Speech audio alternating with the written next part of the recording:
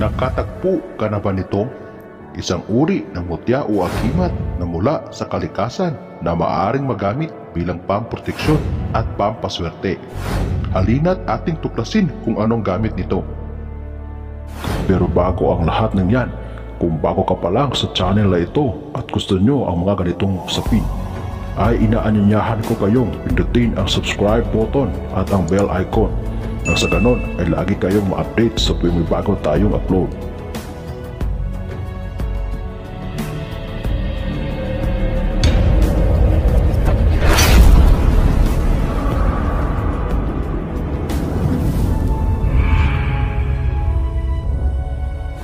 Ikaw ba ay mahilig sa mga kakaibang bagay na mula sa kalikasan o mga mutya?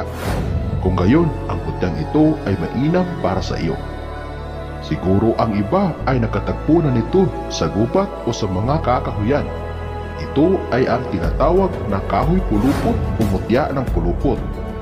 Ito ay kahoy na nagkapulupot o mistulang nakatali o nakabuhol.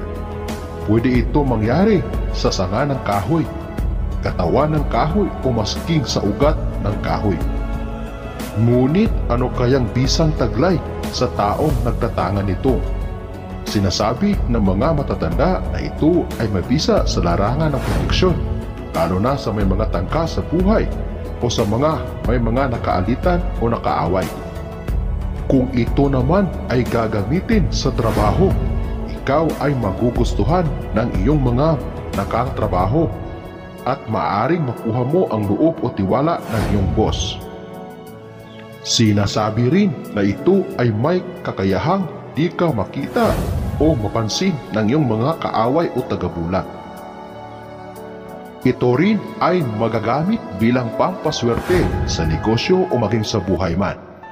Para makuha mo ang mga bisa na ating nabanggit, ay dapat meron kang kahoy na pulupot o mutya ng pulupot. Dalhin lamang ito palagi sa katawan at syempre alagaan ito ng maigi at huwag ipakita o ipagmayabang para patuloy na manatili ang bisa nito.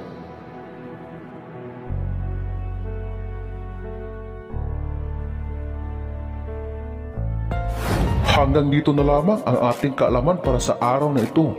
Muli, maraming salamat sa inyong walang sawang panonood.